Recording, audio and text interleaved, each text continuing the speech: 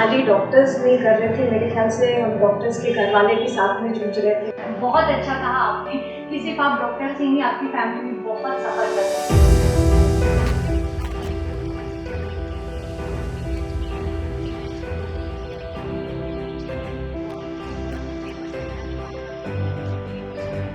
ये बात पे मैं पार्टली अग्री करती हूँ। ऐसा नहीं है कि हर गर्ल को छुट्टी चाहिए। कुछ गर्ल्स को उम्र से जल्दी पीरियड आ जाए, मतलब एक बच्ची जो 6 साल की है उसे पीरियड आ जाएगा। सारी फीमेल्स ये सोच के परेशान हैं कि पीरियड्स में फीमेल्स के इतने मूड स्विंग्स क्यों होते हैं। नॉन रिलेशन बच्चे में 80% लेडीज को होता है। इतना अगर पेन है, कुछ भी नहीं कर सकते, दे नीड इन्वेस्टिगेशन।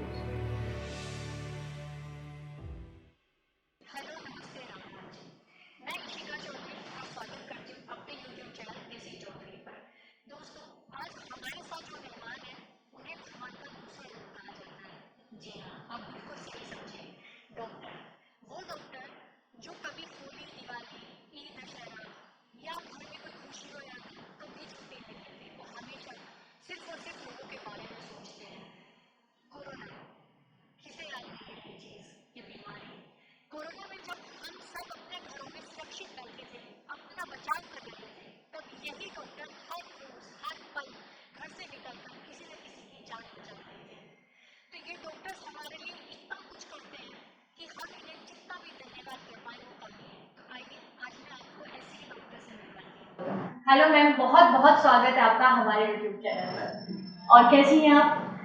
मैं बहुत अच्छी हूँ, thank you so much for calling me. और जो कोरोना में आपने बात करी, वो खाली डॉक्टर्स नहीं कर रहे थे, मेरे ख्याल से हम डॉक्टर्स के घर वाले भी साथ में जूझ रहे थे। जब सुबह पेशेंट देख के ऑफिस आया जाता था तो डर लगता था कि कहीं मेरे सास ससुर, मेरे बच्चों को, मेरे हस्बैंड को मेरे से कोविड ना हो जाए। तो वो डर, हाँ, उस समय का टाइम जो था वो काफ़ी डिफिकल्ट था।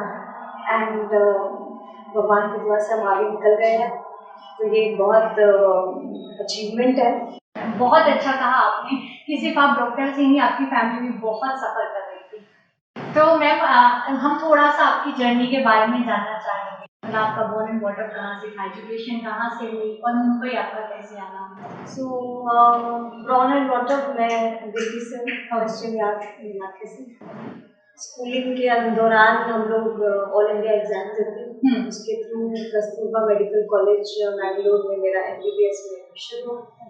आई वॉज 17 ईयर्स ओल्ड देन। उसके बाद हम कॉलेज गए, 5 साल का MBBS, फिर ऑल इंडिया का एग्जाम हुआ, फिर वहाँ से क्लियर किया, फिर हम KGMC लखनऊ गए और उसके बाद फिर MD खत्म करते ही फिर हम बॉम्बे आ गए। उसके बाद I was with JJ at Grand Medical College as an assistant professor for 3 years. Then I joined after that ESI hospital as a unit head. तो मैम, आज मैं आपसे बहुत बेसिक सी चीजें पूछने वाली हूँ जो हर लड़की या औरत के दिमाग में होती है कहीं ना कहीं। तो चलिए मैम, अपने सफर को आगे बढ़ाते हुए हम लोग कुछ ऐसी बातों के बारे में बात करेंगे जो बहुत ही कॉमन है और शायद हर फीमेल के दिमाग में ये सवाल कहीं ना कहीं होते हैं। तो आज हम कोशिश करेंगे कि उनका इजी से इजी जवाब लोगों को दे पाए।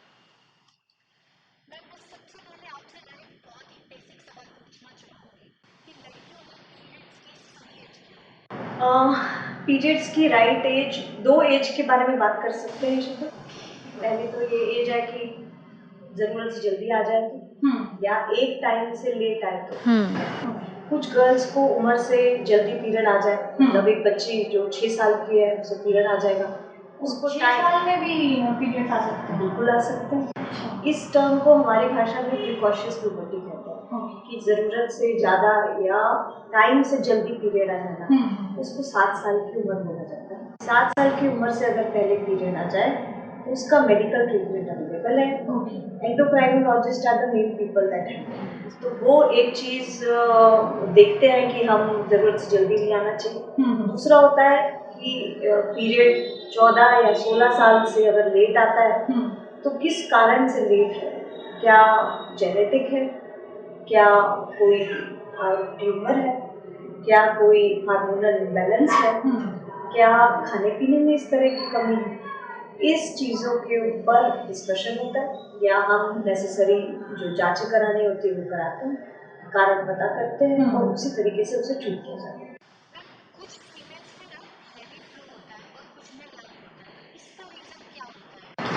फ्लो ज़्यादा है या फ्लो कम, बहुत सारी चीज़ों पे डिपेंड करता है। मोस्ट ऑफ द टाइम हमें पता नहीं ऐसा क्यों होता है।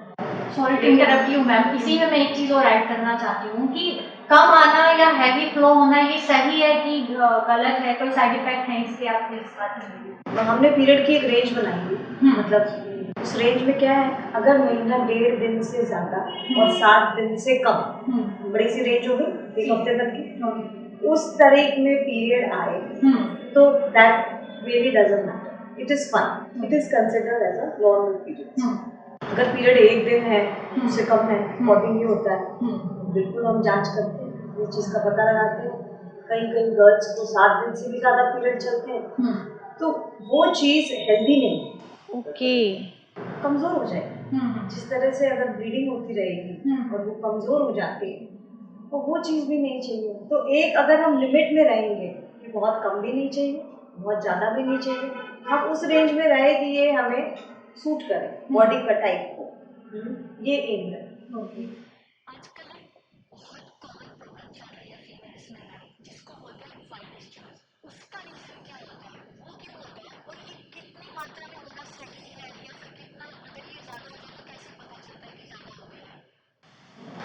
अच्छा, एक तरीके से समझाती हूँ।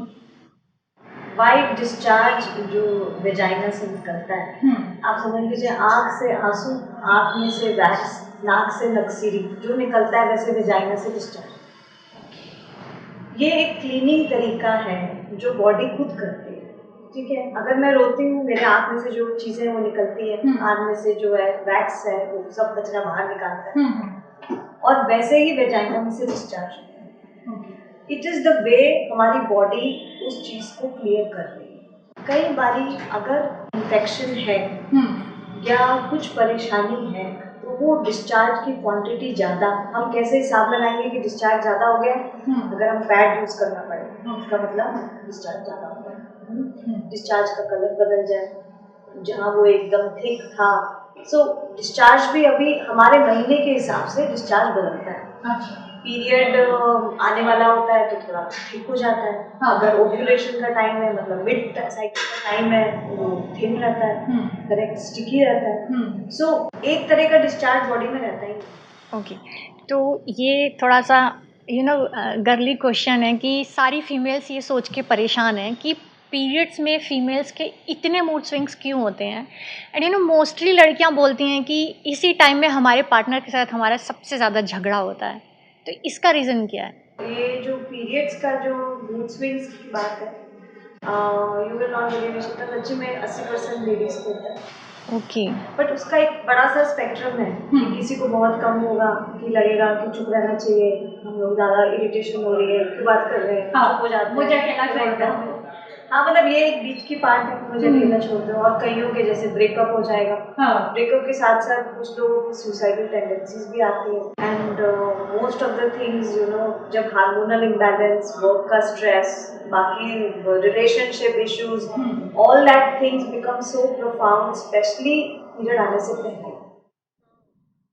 इसको हम कॉग्निटिव बिहेवियर थेरेपी कहते हैं, in which we try to counsel the lady कि ये जो स्टेज है, इस फेज में दिमाग को किस तरीके से सोचना या सिखाना जरूरी है। बहुत टाइम गर्ल्स अपनी अवेयरनेस से ये चीज़ हैंडल कर लेती है, उनको पता है कि शायद पीएमएस है। कई बार counselling is required for the partner also, correct, कि आपको भी समझ के लेना चाहिए।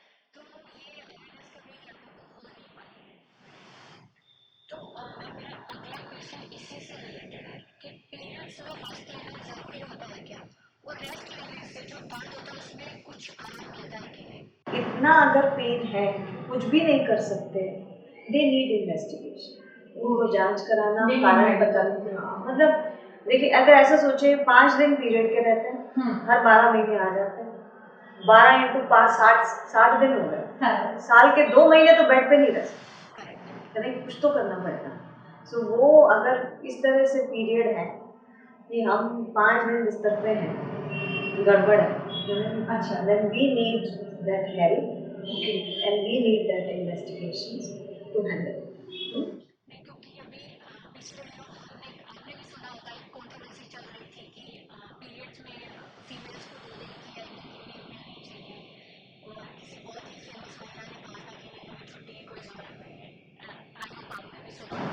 ये बात पे मैं पार्टली अग्री करती हूँ कि ये जो रूल है, या तो हमें ये बोलना चाहिए कि उनको गायनेक से मिले, गायनेक का लेटर अवेलेबल हो, उनका ये प्रमाण पत्र होना चाहिए कि उनका पीरियड इस तरीके से है कि वो काम नहीं कर सकती, इसलिए वो काम ना करे, चलेगा।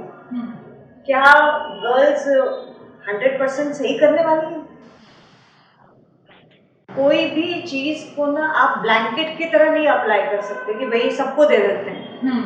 आपका समझदारी भी रहनी चाहिए, करेक्ट। आप कभी इस एक्सट्रीम जाते हैं, कभी इस एक्सट्रीम जाते हैं, तो कैसे निकाला जाए कि ये गर्ल्स ये मतलब जिनका पीरियड नॉर्मल आ रहा है उनको आप छुट्टी दे रहे हैं, जो लड़की सच्ची में उसको दर्द है, सच्ची में वो इंजेक्शन लेती है कि वो बेड पे रहती है, शी क्राइज एंड शी, उससे आप उस लड़की की इक्वालिटी कैसे कर सकते हैं? बहुत अच्छे से आंसर दिया आपने मेरे को।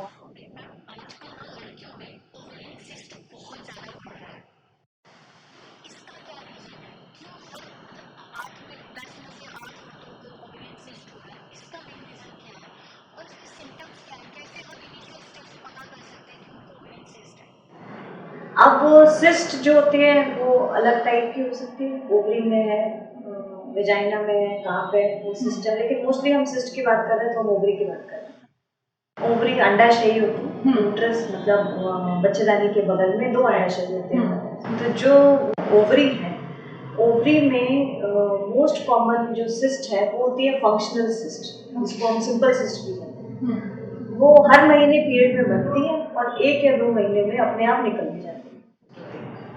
अब दूसरी सिस्ट जो होती है ट्यूमर की जैसे, ट्यूमर मतलब कुछ कैंसरस रहेंगे, कुछ बिनाइन मतलब नॉन कैंसरस ट्यूमर रहेंगे। All of that will require test, further investigations, MRI और whatever is the best for the patient, and that required।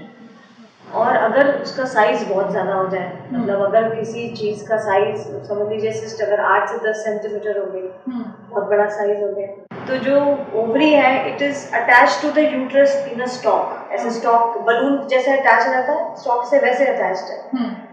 अगर कभी भी प्रेशर, इंजरी या कुछ है तो सिस्ट का ट्विस्ट टर्न करना, इसको हमारी भाषा में टॉर्शन बोलेंगे, सिस्ट का रप्चर हो जाना, फूट जाना, या फिर सिस्ट के अंदर ब्लीडिंग हो जाना या haemorrhage, correct. All these 3 things requires medical attention.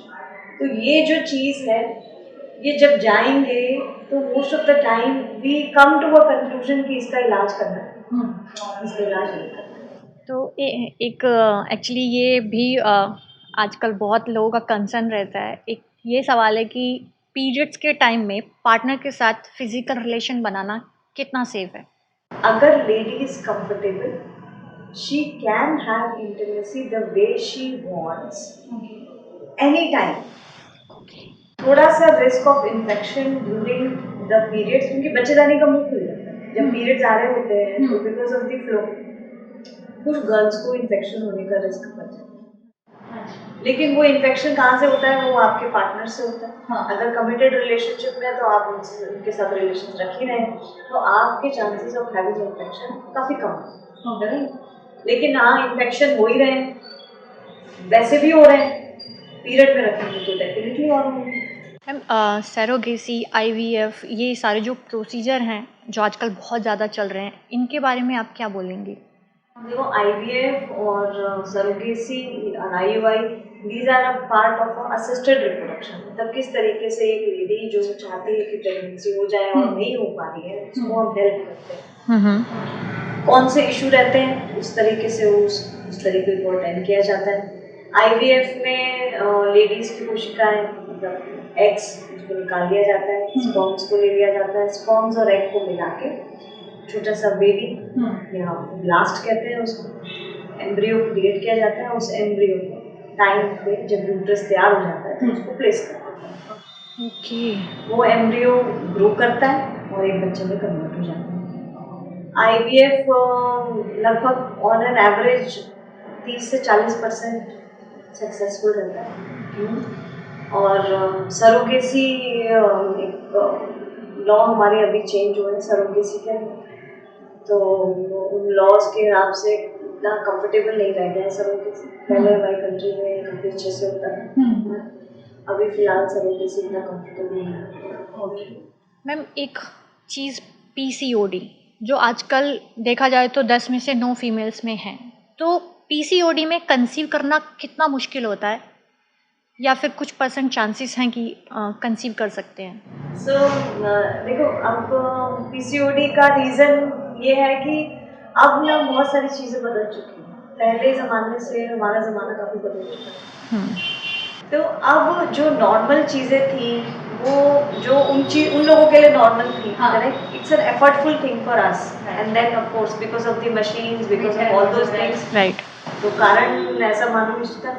Most of the time जो खाना है इम्प्योर है, वैसे तरीके से जैसे देसी घी आता था अभी नहीं आता, जैसा दूध आता था वैसा दूध नहीं आता, जैसी हवा मिलती थी वैसी हवा नहीं मिलती, जैसा एनवायरनमेंट होता था वैसा होता नहीं था। जितने रेडिएशंस अभी हैं मोबाइल फोन के इसके वो सारे वो तब नहीं थे।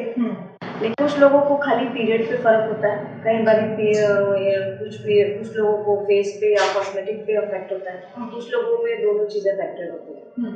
तो जिन लोगों के अंदर पीरियड्स अफेक्टेड होते हैं उनको हाँ प्रेगनेंसी में दिक्कत आती है।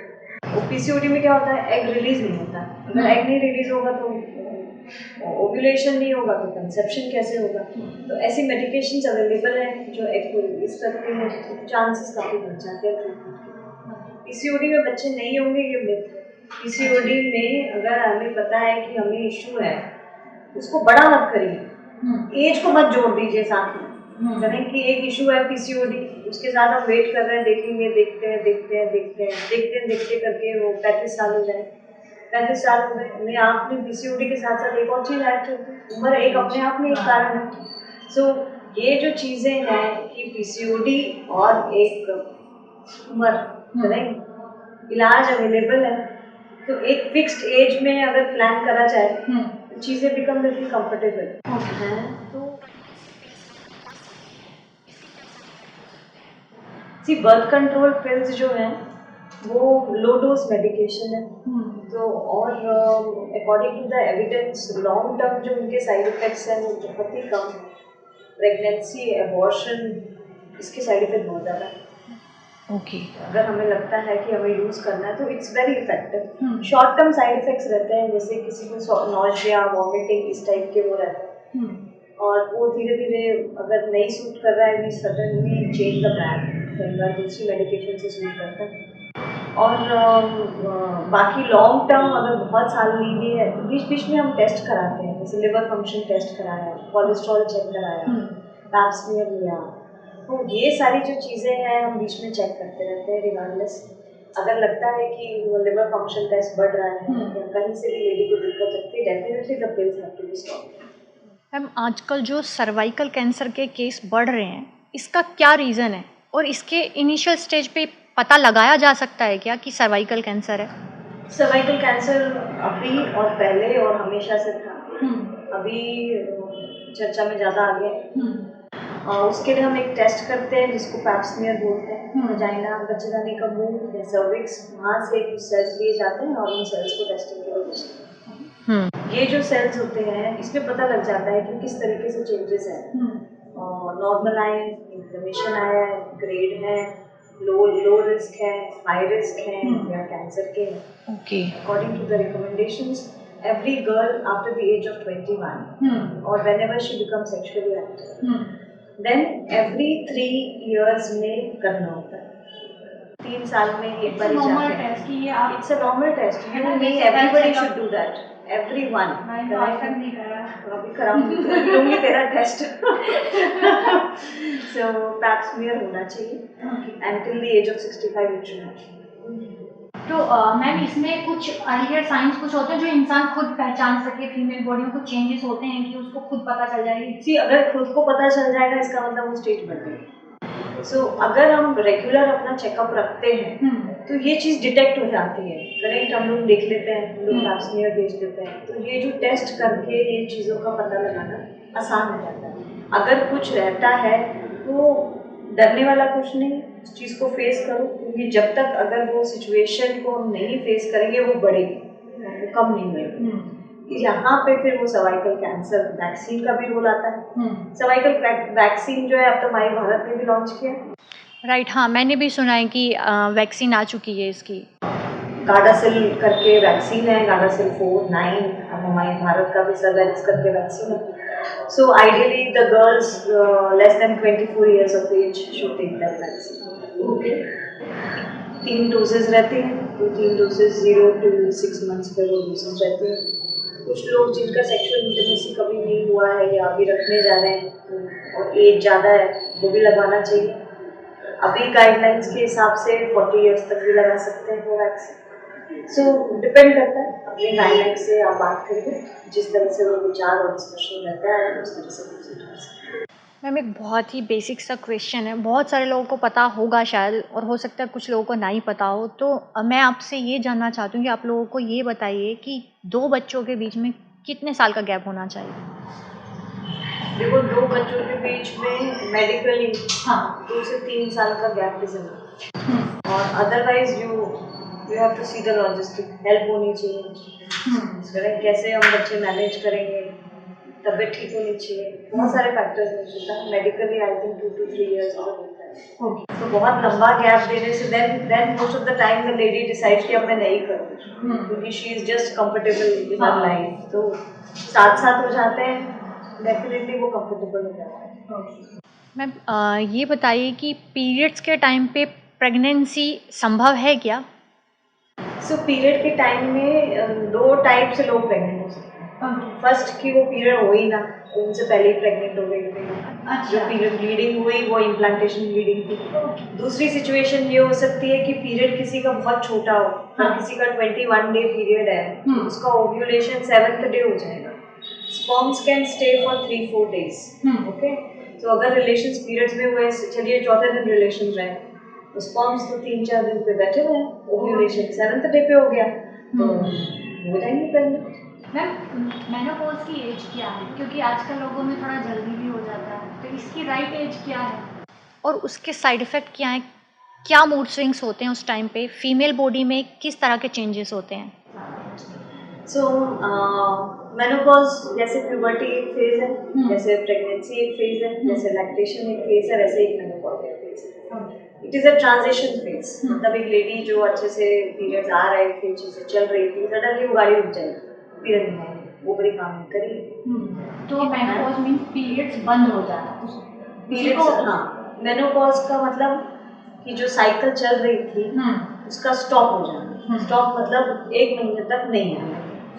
अब मेनोपॉज तक पहुंचने के लिए वो फेज, जिसको क्लाइमेट्रिक फेज कहते हैं, कि लेडी नॉर्मल पीरियड्स होते हैं रुक जाएंगे वो पीरियड्स, वो जो फेज है climacteric phase, that would be from 2 साल से लेके 5 साल तक वो एज चल सकती है. तो बीच में यही जो मेनोपॉज के सिम्टम्स मैंने आपको वो 2 से 5 साल तक रहते हैं. कुछ लोगों को 5 साल में एक बार ही जब मेनोपॉज अच्छे से सेटल हो जाता है, ये सिम्टम्स काफ़ी कम हो जाते हैं. ओके, और मैम इसकी राइट एज क्या है? किस एज में अगर यार इसको नॉर्मल मानना चाहिए? Any age more than 40 is okay. तो thank you so much for coming ma'am. आपने इतने अच्छे से सारी चीज़ों का जवाब दिया एंड आई होप कि जितने भी लोग ये पॉडकास्ट देख रहे हैं उनको सब कुछ बहुत अच्छे से समझ में आया होगा. तो ये थी हमारे साथ डॉक्टर शिल्पा बंसल मैम, जिनको आपने अभी सुना. एंड आई होप कि आपके बहुत सारे डाउट आज क्लियर हो चुके होंगे. तो मैं आपसे मिलूँगी नेक्स्ट पॉडकास्ट में, लेकिन जाने से पहले मैं आपसे फिर से वही 2 लाइन बोलूँगी कि कर्मों पर है विश्वास तो सफल होंगे तेरे सभी प्रयास। राम राम जी।